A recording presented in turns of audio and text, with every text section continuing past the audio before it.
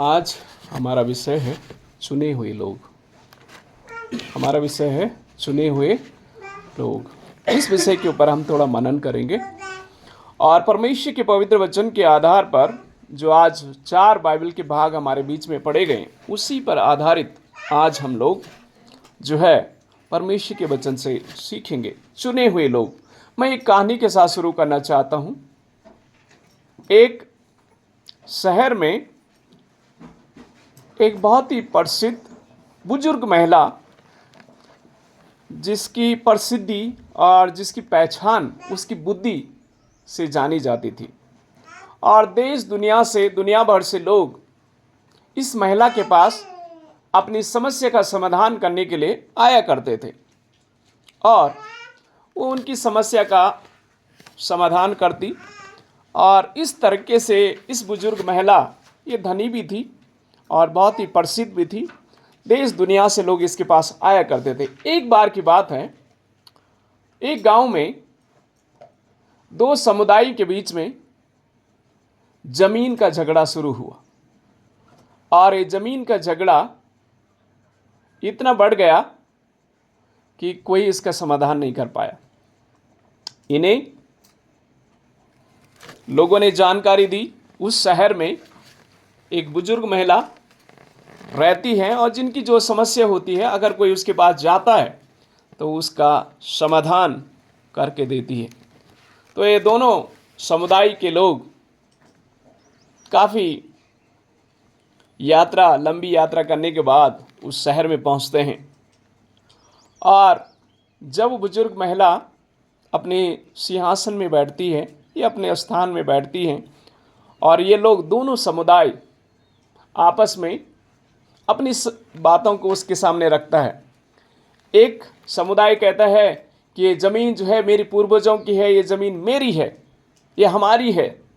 दूसरा समुदाय कहता है नहीं, ये जो ज़मीन है ये तो हमारी है, हमारे पास सारे दस्तावेज हैं, इसके डॉक्यूमेंट्स हमारे पास हैं। इस प्रकार से वो आपस में वहाँ पर भी लड़ने लग गए। महिला ने उस बुजुर्ग महिला ने इन दोनों समुदाय के लोगों की बात को सुनी और बड़ी शांत होकर के उन्हें कहा, एक मैं तुम्हें सुझाव देना चाहती हूँ। दोनों समुदाय के लोग एक काम करो, मेरे इस जगह में बहुत सारे लोग रहते हैं, बहुत सारे काम करने की ज़रूरत भी है, हमें कुछ अधिकारियों की, कुछ लोगों की आवश्यकता भी। एक काम करो, तुम दोनों समुदाय के लोग जो हैं, मैं तुम्हें एक कार्य देती हूँ, मैं तुम्हें एक नौकरी के रूप में आप दोनों समुदाय के लोगों को चुनना चाहती हूँ। आप यहीं रहो, मेरे साथ रहो और मैं तुम्हें कुछ काम भी दूंगी और नौकरी भी दूंगी और पैसे भी दूंगी, और जो आपको चाहिए ज़मीन या जायदाद जो भी चाहिए आपको सब मिल जाएगा, यहीं रहो आपको जाने की आवश्यकता नहीं। लेकिन जो समस्या आपकी है, खेत और जो ज़मीन की आपकी जो समस्या है, ऐसा करो आप स्वयं उसका समाधान करो और फिर यहीं रहो, वहाँ जाने की आवश्यकता नहीं। हुआ क्या, ये दोनों समुदाय के लोग जो हैं शांत हो गए और उनको मालूम था कि कौन मालिक है, क्योंकि वो दोनों समुदाय के बीच में तो मालूम था कौन मालिक है।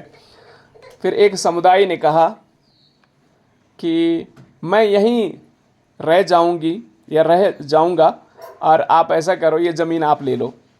तो एक जो समुदाय था, दूसरे ने कहा नहीं नहीं, आप ही ले लो ज़मीन, मुझे नहीं वो ज़मीन चाहिए, मैं तो यहीं रहना चाहता हूँ, यहीं ज़मीन मिल जाएगी, सब कुछ नौकरियाँ मिल जाएगी, मैं नहीं लड़ना चाहता हूँ उसके लिए। और वास्तविकता में कुछ समय के बाद उनकी समस्याओं का समाधान हो जाता है और सच में पता चल जाता है उसको कि ज़मीन वास्तविकता में किसकी है, और फिर वो उनको वापस भेज देती हैं और उनकी समस्या का भी समाधान हो जाता है। यहाँ पर जो मैं संदेश आपको देना चाहता हूँ इस घटना से वो ये है, कई बार आप और मैं बहुत सारी चीज़ों की चिंता और परेशानी लेकर के घूमते फिरते हैं, लेकिन उसकी समस्या का समाधान आपके पास ही है। उसकी समस्या का समाधान आपके पास ही है। वास्तविकता में जब तक आप और मैं समझेंगे नहीं उस समस्या को, आप में उसे सुलझा भी नहीं सकेंगे। लेकिन ये बेहतर है उस महिला के पास जैसे लोग गए, उनकी समस्या का समाधान हो गया। उसी प्रकार से जब आप और मैं परमेश्वर के पास आते हैं, हमारी समस्या का समाधान वही हमें बताते हैं, वही हमारा मार्गदर्शन करते हैं, और वही हमें कहते हैं कि बेटा और बेटी, जो समस्या से आप जूझ रहे हैं, जो परेशानी से आप जूझ रहे हैं, उसका समाधान ये है, आप ही के पास है उसका समाधान।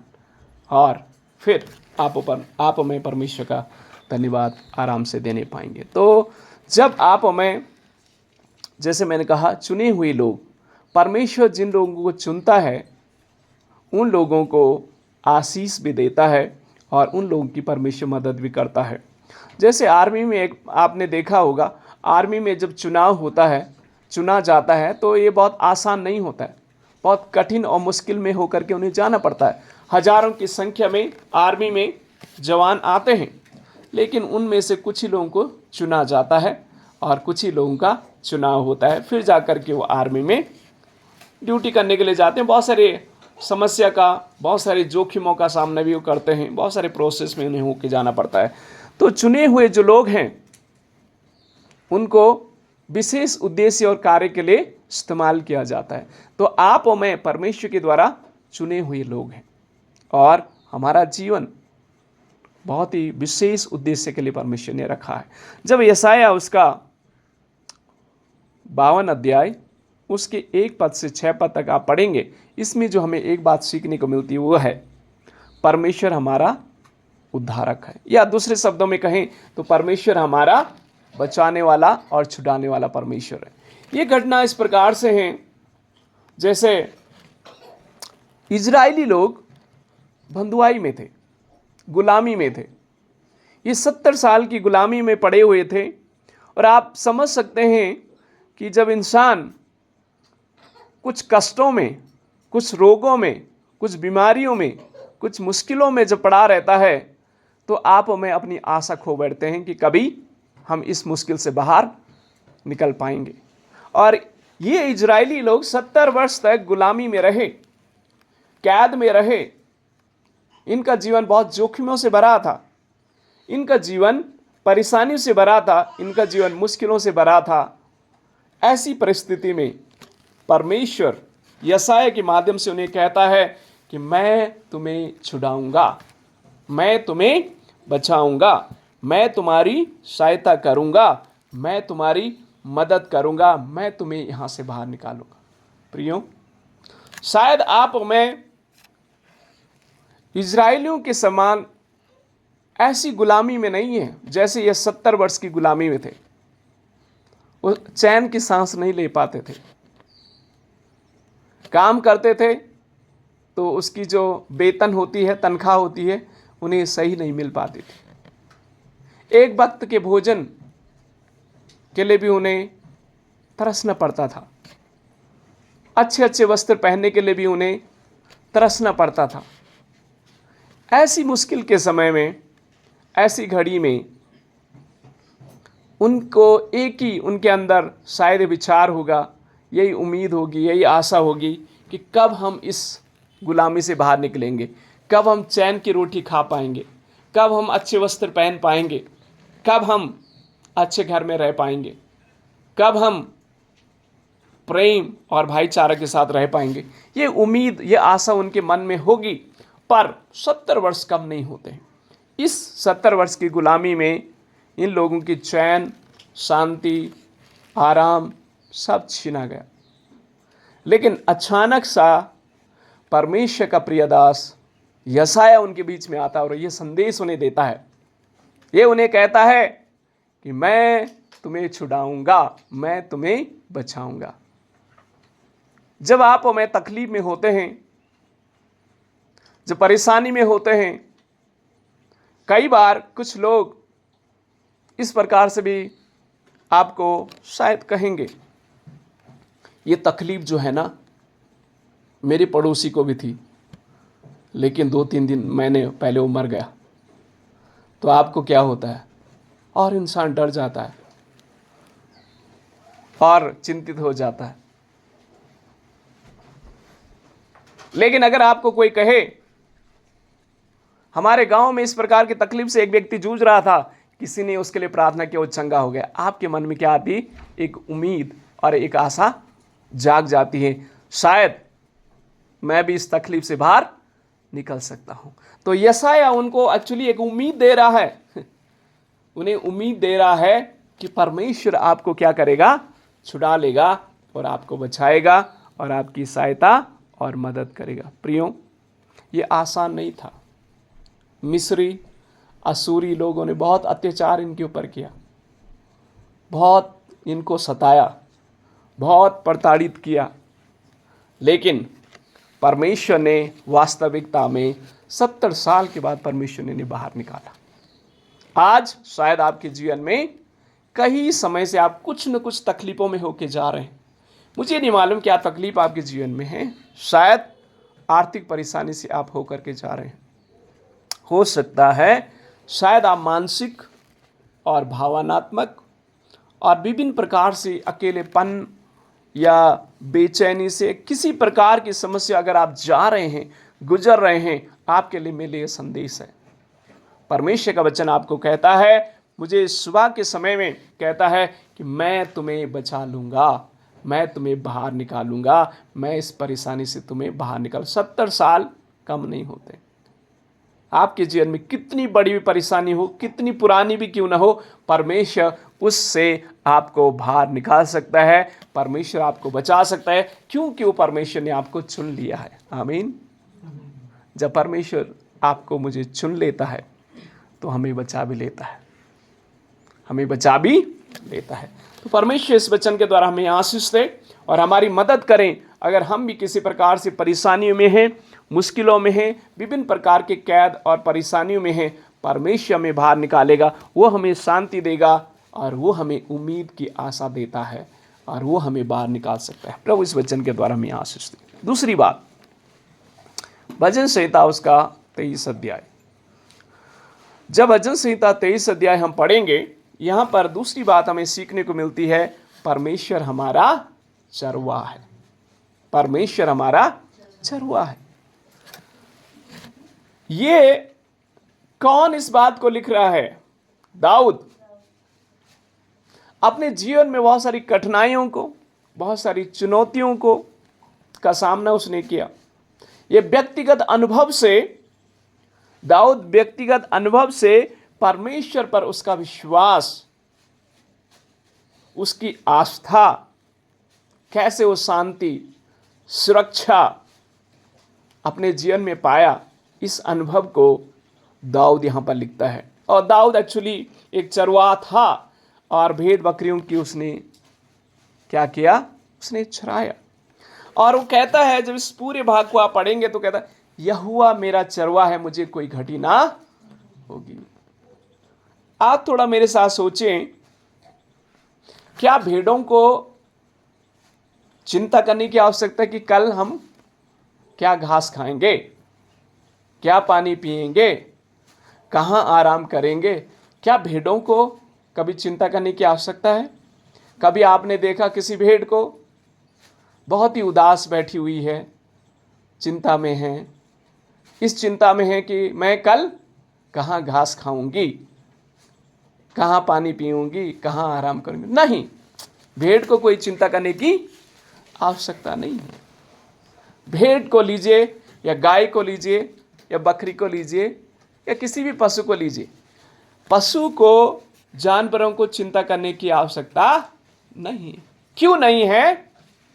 क्योंकि उन्हें मालूम है उनका मालिक, उनका चरवाहा उन्हें लेके जाएगा, हरी हरी चराई में लेके जाएगा, सुखदायी जल के झरने के पास लेके जाएगा और शांति के साथ दोपहर के समय में जब गर्मी हो तो हमें रेस्ट के लिए भी कहीं छाए के नीचे लेके जाएगा। ये भेड़ों को भली भांति मालूम है। प्रियो, परमेश्वर हमारा चरवाहा है। दाऊद अपने अनुभव से इस बात को कहता है, वो अनुभव करता है, वो जब वो एक चित्रण ले रहा है उसका, किसका? भेड़ चराने का, भेड़ों का चित्रण ले रहा है, एक पिक्चर ले रहा है। जब वो जंगल में रहता है अपनी भेड़ों को, वो देखता है कि उस पहाड़ के ऊपर हरी हरी घास है। दाऊद अपनी भेड़ों को लेकर के उस हरी घास के ओर, उस जंगल में, उस चट्टान के ओर, उस पहाड़ों की ओर लेके जाता है। कौन लेके जा रहा है? दाऊद लेके जा रहा है। तो दाऊद क्या कहते हैं? हे परमेश्वर, तू चरवाहा है और मैं तेरी भेड़ हूं। परमेश्वर हमारे लिए भोजन के लिए सब इंतजाम करता है। आमीन। परमेश्वर आपके लिए पीने के लिए जल की आवश्यकता जो पूरी करता है।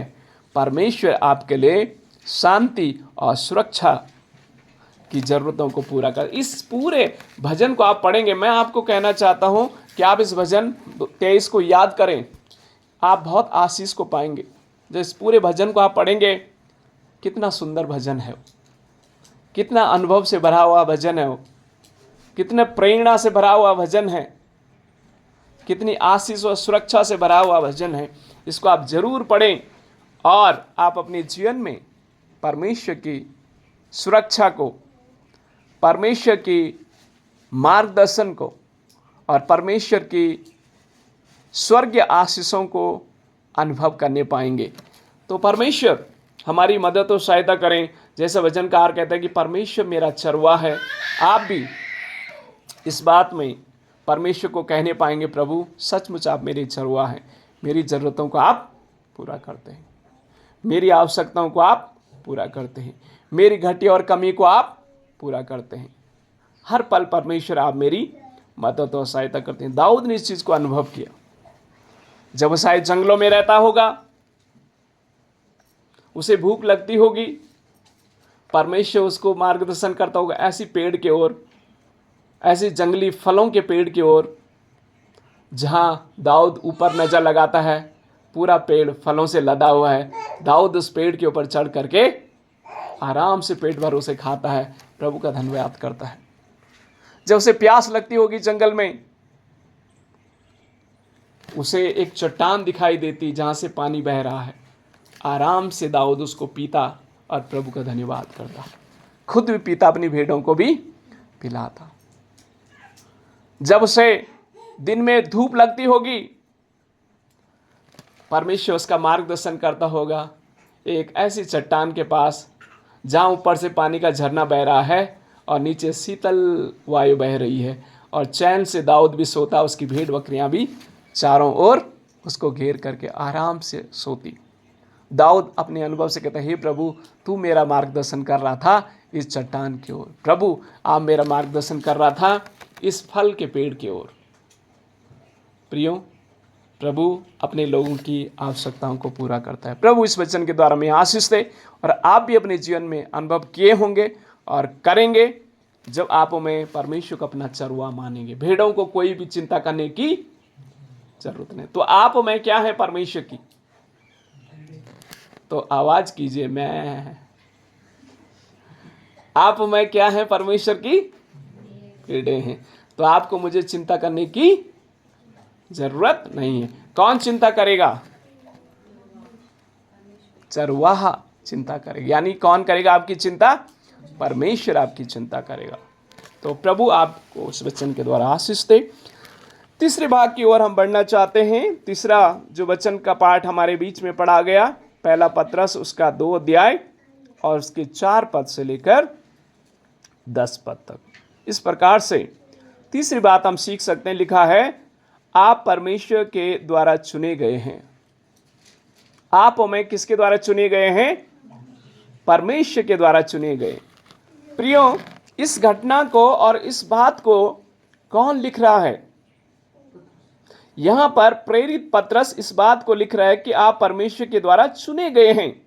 उस समय एक्चुअली जो रोम का सम्राट नीरो है, उसने मसीहों को बहुत सताया, बहुत प्रताड़ित किया। और आपको यकीन नहीं होगा, जैसे कैंडल आप देख रहे हैं ना, कैंडल देख रहे हैं आप लोग यहाँ पर, ये कैंडल हम जलाते हैं ताकि रोशनी मिले। रोम का सम्राट नेरो इतना क्रूर था कि इंसान को जलाता था ताकि उसके पैलेस में क्या रहे? रोशनी रहे। आप समझ सकते हैं, ऐसा क्रूर व्यक्ति, ऐसा नरभक्षी मनुष्य, जो मनुष्य प्रभु के लोगों को ऐसा जलाता था ताकि उसके राजमहल में क्या रहे, रोशनी रहे। ऐसे क्रूरता के समय में, ऐसे दुख के समय में, मालूम है इस समय में जब विश्वासियों को मालूम है, विश्वासी लोग अपने आंखों से देख रहे थे कि मसीह लोगों को सम्राट नेरो जलाता है, कैंडल के समान जला रहा है, ऐसे समय में पतरस इस बात को कह रहा है कि परमेश्वर के द्वारा आप चुने हुए, परमेश्वर के द्वारा आप चुने हुए। आप समझ सकते हैं उनको कितना डर लग रहा होगा कि ये कहने में कि मैं मसीह हूं, मैं प्रभु पर विश्वास, कितना डर उन्हें लग रहा होगा उस समय। लेकिन फिर भी पतरस उन्हें कहता है कि आप और मैं किसके द्वारा चुने हुए हैं, परमेश्वर के द्वारा चुने हुए। अगर उन दिनों में आप कहते कि मैं मसीह हूं, मैं प्रभु पर विश्वास करता हूं, तो नेरो सम्राट उस समय इस प्रकार से जैसे कैंडल जलती है ऐसे इंसान को जला रहा था, ऐसी परिस्थिति में। और मालूम है पतरस स्वयं प्रभु यीशु मसीह का क्या करता है, इनकार करता है। लेकिन प्रभु यीशु मसीह उसे छोड़ता नहीं है। प्रभु यीशु मसीह उसके पास जाता है, पतरस क्या तू मुझसे प्रेम करता है? एक बार परमेश्वर ने कहा, पतरस क्या तू मुझसे प्रेम करता है? वो कहता हाँ प्रभु करता हूं। फिर परमेश्वर ने कहा, पतरस क्या तू मुझसे प्रेम करता है? कहता हाँ प्रभु। फिर तीसरी बार परमेश्वर ने से कहा, पतरस क्या तू मुझसे प्रेम करता है? पतरस टूट जाता है, रोने लग जाता है, क्योंकि उसे याद आती है कि मैंने 3 बार किसका इनकार किया था, प्रभु को इनकार किया था। फिर रोता है, फिर कहा प्रभु आप ही जानते हैं कि मैं आपसे कितना प्रेम करता हूं। प्रियो, परमेश्वर ने पतरस को छोड़ा नहीं, फिर से चुन लिया। भले वो रास्ते से भटक गया था, दूर हो गया था, लेकिन फिर भी परमेश्वर ने पतरस को क्या किया है, चुना है। तो पतरस अपने अनुभव से इस बात को कह रहा है, पतरस अपने अनुभव से इस बात को कह रहा है कलीसिया को कि परमेश्वर ने आपको क्या कर लिया है, चुन लिया है। प्रियो, जिनको परमेश्वर चुन लेता है, परमेश्वर उन्हें छोड़ता नहीं है, परमेश्वर उन्हें छोड़ता नहीं। भले परिस्थिति कैसी भी क्यों ना रहे, आपके जीवन में शायद तकलीफ आए, परेशानी आए, मुश्किलें आए, समस्या आए, कुछ भी आपकी परिस्थिति क्यों ना हो जाए, परमेश्वर आपको नहीं छोड़ेगा, आपको नहीं त्यागेगा, आपकी मदद करेगा, आपकी सहायता करेगा, आपको बचा लेगा, क्योंकि उसका वायदा है। आमीन। आप किसके द्वारा चुने हुए हैं? परमेश्वर के द्वारा चुने हुए हैं। और पतरस अपने अनुभव से इस बात को कहने पा रहा है। और वो पतरस ऐसे ही पतरस नहीं रहता है, पतरस का जीवन बदल जाता है। आमीन। पतरस का जीवन बदल जाता है। एक डरपोक पतरस, परमेश्वर का इनकार करने वाला पतरस, परमेश्वर का एक महान दास बन जाता है और परमेश्वर की कलीसिया का एक पहला स्तंभ बना जाता है, जिसने कलीसिया की स्थापना की। और 3000 लोग एक ही दिन प्रभु को ग्रहण करते हैं। आमीन। एक भाषण के द्वारा, एक संदेश के द्वारा 3000 लोग प्रभु पर विश्वास करते हैं। प्रियो, पतरस वही पतरस नहीं रहा जो इनकार करने वाला था। पतरस डरपोक पतरस ही नहीं रहा, पतरस बदल गया। परमेश्वर चाहता है, जब वो हमें चुनता है, इसलिए चुनता है ताकि हमारा जीवन क्या करें, बदले। बदलना बहुत जरूरी है। जीवन अगर बदल नहीं रहा है तो कुछ समस्या है, कुछ समस्या। ये सफ़ेद आप मेरी दाढ़ रही है, बदल रही है, पहले काली थी अब सफ़ेद हो रही है। आप भी पहले जवान थे, अब धीरे धीरे बुजुर्ग हो रहे हैं, बदल रहे हैं। प्राकृतिक नियम है बदलाव। अभी इन पेड़ में, वो हमारे घर के पास एक पेड़ था, लदा हुआ था, ये लंगूर कूद कूद करके आ रहे थे उसमें, अभी ख़त्म हो गए हैं। फिर कुछ साल के बाद, कुछ महीने के बाद फिर से उसमें आएंगे। एक बदलाव बहुत ज़रूरी है, परिवर्तन बहुत ज़रूरी। अगर हमारे जीवन में बदलाव नहीं है तो हमारा जीवन कैसा है, डेड है। सूखा पेड़ कभी बदलता, वो हरा कभी नहीं होगा। एक बार सूख गया तो सड़ेगा, खत्म हो जाए। हरा पेड़ बदलेगा, उसमें फल भी आएंगे, फूल भी आएंगे। जीवित इंसान में बदलाव आना बहुत जरूरी है। हमारे जीवन में बदलाव आना बहुत जरूरी है। प्रभु इस वचन के द्वारा में आशीष दे। और परमेश्वर ने आपको चुना है, इसलिए चुना, बदलें और आपके द्वारा और लोग भी बदले। पतरस खुद बदला और उसके संदेश के द्वारा 3000 लोग बदल गए। और बाद में हम देखते हैं बहुत सारे लोग प्रभु को ग्रहण किए। तो ये बदलाव हमारे जीवन में आना बहुत जरूरी है। लास्ट अंतिम बात कह करके मैं समाप्त करना चाहता हूँ।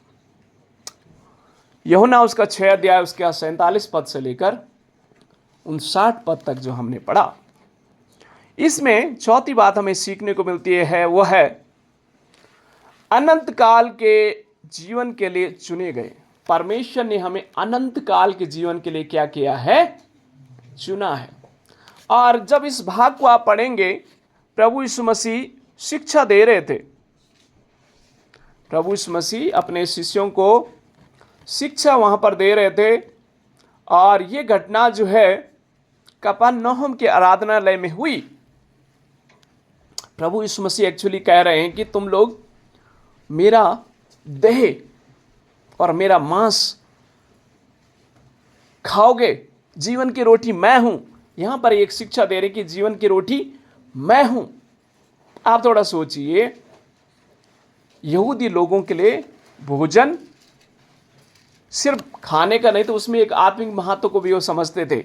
उनको मालूम है जब मिस्र की गुलामी से वहां से बाहर निकलने के समय में उन्होंने क्या किया, वहां पर फसह की रोटी बना करके वहां से वो निकले। इस याद को, इस दृश्य को याद करते हुए कि ये जो हमारे लिए था एक बहुत ही कड़वा समय था, कि कैसे परमेश्वर ने हमें वहां से आज़ाद किया, हमें वहां से मुक्त किया। और प्रभु यीशु मसीह वो कह रहे कि जो इजरायली लोग वहां से बाहर निकले, 40 साल तक जब जंगलों में थे, स्वर्ग से रोटी निकली और वो रोटी का नाम था मन्ना। उन्होंने खाया, लेकिन प्रभु यीशु मसीह कहते वो तो मर गए। खाया लेकिन मर गए। लेकिन प्रभु यीशु मसीह क्या कह रहे हैं? जो मेरी देह और लहू को खाएगा वो कभी मरेगा नहीं। इसका मतलब क्या है? आप मेज में देख रहे हैं आज प्रभु भोज है। जब आप और मैं प्रभु भोज को लेते हैं, आपको मुझे मालूम नहीं है, ये हमारे जीवन को अनंत जीवन में बदल रहा है। शरीर में हम नाश हो जाएंगे, लेकिन आत्मा में हमेशा हमेशा के लिए प्रभु के साथ रहेंगे। ये वो रोटी है और ये वो लहू है जो हमें वो जीवन देता है। इसलिए प्रभु भोज को हमें ग्रहण करने की बहुत ही जरूरी आवश्यकता है। ये आत्मिक भोजन हमारे लिए, और ये आत्मिक भोजन हमें प्रभु में बढ़ने के लिए और अनंत जीवन पाने के लिए हमारी मदद और सहायता करेगा। तो प्रियो, अनंत जीवन आपको और मुझे प्रभु यीशु मसीह के द्वारा ही मिलता है, और कोई दूसरा मार्ग नहीं है। प्रभु यीशु मसीह कहता है, मार्ग, सत्य और जीवन मैं ही हूँ, जीवन की रोटी मैं ही हूँ। जो मुझे खाएगा वो कभी भूखा और कभी प्यासा ना होगा। तो जब आप और मैं प्रभु भोज को ग्रहण करते हैं, हमारे जीवन में धीरे धीरे धीरे धीरे उसकी हमारे जीवन में वो ताजगी मिल रही है, वो जीवन हमें मिल रहा है।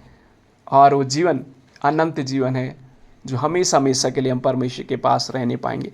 प्रभु इस वचन के द्वारा हमें आशीष दे और हमारी मदद और सहायता करें कि हम प्रभु यीशु मसीह को अपना उद्धारकर्ता, मुक्तिदाता ग्रहण करें और उसके मेज में हमेशा भाग लेते रहें। हर संडे को यहाँ पर प्रभु भोज दिया जाता है, इसलिए दिया जाता है ताकि हम धीरे धीरे वो आत्मिक ताकत, वो आत्मिक भोजन जो हमें अनंत जीवन की ओर ले जाता है, अनंत जीवन की ओर हमारा मार्गदर्शन करता है, उसमें हम लोग ताकत और बल प्राप्त करने पाएंगे और आत्मिक रीति से हमेशा हमेशा के लिए, अनंतता के लिए उसके साथ जीवित होने पाएंगे। प्रभु इस वचन के द्वारा हमें आशीष दे। जैसे मैंने कहा, चुने हुए लोग, परमेश्वर ने हमें चुना है। परमेश्वर हमें बचाने वाला परमेश्वर है। परमेश्वर हमारा चरवा है, हमारा ध्यान रखता है, हमें सुरक्षित रखता है, हमारी ज़रूरतों को पूरा करता है। परमेश्वर ने हमें चुना है, आपको चुना है, मुझे चुना है, हम सबों को चुना है। इसलिए चुना है ताकि अनंत जीवन हम प्राप्त करें। तो सीमित ना रहे कि हम इसी दुनिया के हैं, इसी के लिए लड़ते रहें। जैसे वो दो समुदाय आपस में लड़ रहे थे, खेतों के लिए लड़ रहे थे, ऐसा ना लड़ें, ये सब यहीं छूट जाएगा। लेकिन अनंत जीवन के लिए प्रभु पर विश्वास रखें और उसकी संगति में रहें। प्रभु इस वचनों के द्वारा हमें आशीष दें।